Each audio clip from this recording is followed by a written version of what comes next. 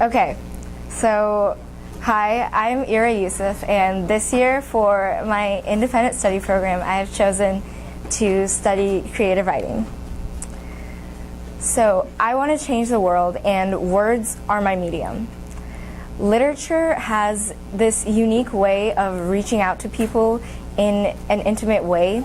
You're able to make a personal connection with a novel or a body of work that you read, as opposed to, like, if you're listening to me speak or if you go watch a film, you have a lot more opportunities to be influenced by external opinions. And with writing, you can analyze what it means and what they were trying to say. And whenever someone would ask me, so what are you doing this year, I would always have this knee-jerk reaction, just like, oh yeah, creative writing, but it's more of like a hobby for me. I'm just kind of trying to gauge the feeling of ISM and what it means. But as I'm learning more about creative writing and finding out how much involved you have to be, I found out that this is probably one of the hardest topics you could possibly choose. So yay me. Okay. So first I want to look at creative writing versus other career fields. And creative writing is generally looked at as a hobby just because it's so subjective, and it's stems from our basic mode of communication, which is writing. One of our basic modes of communication that's been around since like the beginning of time. And if you're trying to be a creative writer just on its own, it doesn't provide a lot of like the financial stability. There are like extremes. You're either a really successful author and then you're rich and you're good to go, or you're just trying to get your work out there and you're hi. Okay. However, because it is such a versatile field, it's proliferated into a lot of other fields that you can apply creative writing to. And more than that, creative writing has a psychological effect on your well-being. So what I learned is that when someone is a creative writer, you are able to assess emotions and be reflective, and the way that you develop characters and look into the shoes of someone else and see why someone acts a certain way or how that situation came to be, it can really help you empathize with a different person or a different kind of situation. There was a study on doctors that they did in Yale University in 2006 where they had these 15 doctors. They were out in, I think they were doing clinicals, and they offered a creative writing program for them. So what they found out was those doctors who participated in the creative writing program were able to be a lot more emotionally connected to their patients, and it was a lot better experience for them because they were able to see their patients as more of a person than just like, oh, it's another medical case, it's another person, or it's another patient that I have to treat. Instead of seeing them like that, it's like, oh, okay, this is a person who has a dilemma and I have to try to help them.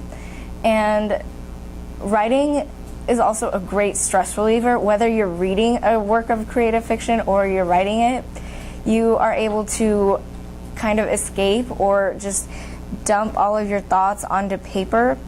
And there's a lot of stuff that goes on in our minds, especially with today, since we have, like, the way we've developed over the years recently is just more things in less time. So you're trying to get everything done, and like in America, over half of the adults right now are sleep deprived, and it's because you have so much to do. The work hours are long, and you still have things to do after work or school. So it's really helps you get your thoughts out and just clear your mind. And it's because when you write, it provokes deeper thinking. because you have to think about, why am I writing this? What does this mean? How am I going to write this so people will understand, and what effect will it have if I write this? You also have a better understanding of yourself on how you choose to write and your style of writing and what drives you. You can understand what you're passionate about and what you're about through your writing, and you can also develop a lot more knowledge of the world, especially if you're going to write a novel that's based on something that you don't know a lot about. There's a lot of research involved that you may have to conduct, and it helps you look at things that you wouldn't understand, and it's kind of like ISM, where you're trying to go out and pursue these different topics so that you can get a better understanding of them, so you can share something about that. And you would also have a better understanding of others because of the way that you develop characters. You kind of have to become that character that you write, and when you become that character, you get to see what another person would do and how that would be different from what you would do and why they would do it and such. So it's really helpful with that. The concept of reality is really broad because everybody has different perceptions of reality, and thus we have an unreliable narrator, because every narrator is just the author's perspective of what the narrator perceives. So the narrator is what the author thinks that the narrator is feeling or thinking or doing, and this is their reality that the author has created. And every author is tasked with the job of convincing you that this is the reality, this is what the world is like and how it works. I wanted to talk about J.K. Rowling because she's one of the most successful authors who created this completely different world and brought a lot of impacts on society. One of my friends has this daughter. I think she was 11 or 12 at the time, and she was really engrossed with the Harry Potter novels, and there was a day when she just started bawling, and my friend just went up to her room and she was like, "What's going on?" She's like, "I just realized I'm never going to get my letter to Hogwarts." And it just kind of indicates how successful she was at portraying this other world that is completely unreal and totally unlike anything that we've experienced in our world, but the way that she described it and the way that she wrote everything out makes it seem like this is the reality. Writing has a lot of impact in society, especially in the earlier ages when there wasn't the internet, and there were a lot of social issues that people felt the need to address in writing. So one of the main things that stood out to me are authors against slavery, so mainly Harriet Beecher Stowe's Uncle Tom's Cabin, and the way that she portrayed the slaves and the slave owners in the novel from a completely different perspective, because her being someone who wasn't a slave and who wasn't African or from African descent, she was able to portray their view in a way that other people thought, oh, this is what's going on, this is what slavery is, this is what we're doing, and it really pushed a lot of people into the abolitionist side, and they were like, oh my gosh, this is what we're doing. And there's also the Diary of Anne Frank, which gave a lot of insight into the world of Nazi Germany, where it shows you what the hardships that people had to go through and how the people were being treated at the time, and how she had to deal with the conflict of being persecuted and having to stay in this hideout for almost her whole life.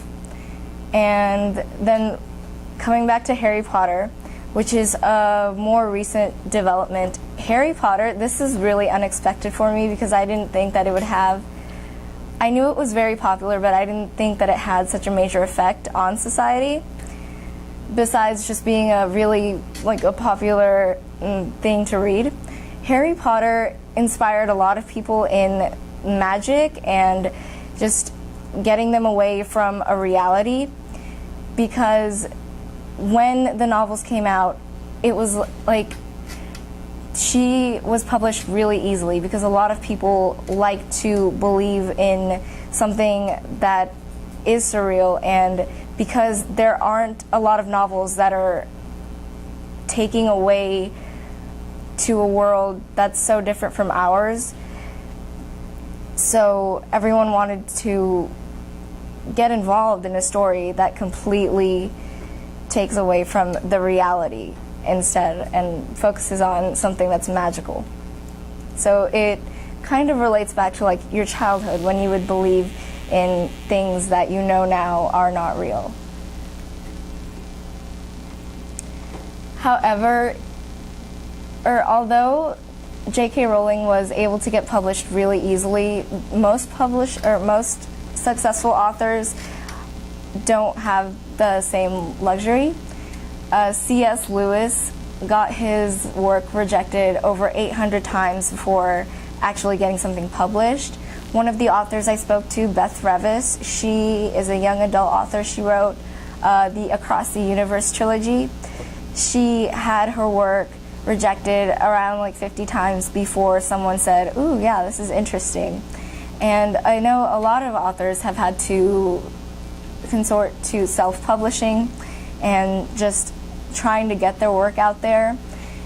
But nowadays there's a lot more people who want to be authors, and it's a lot easier for you to send in a manuscript and just write something and just be like, "Oh yeah, it's easy, I can do this." And literary agencies have a lot more to look through. When you get a manuscript, you have to see if you think it'll sell, if you think this person is a viable candidate and such. So because there are a lot of competitors for this, it's a really difficult field to get an actual body of work published.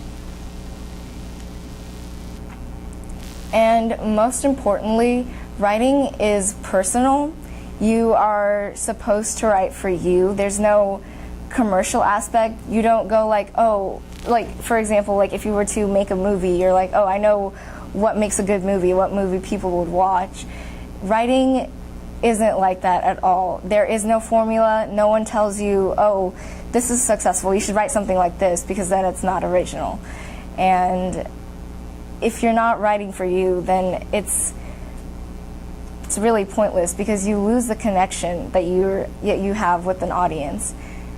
And I compared this to Vincent van Gogh, whose art is brilliant, but he wasn't recognized during his time at all.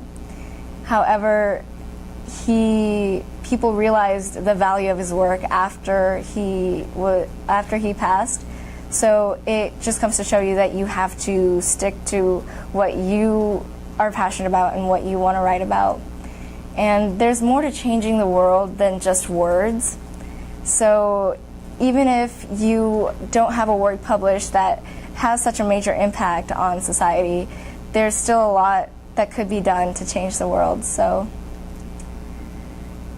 yeah.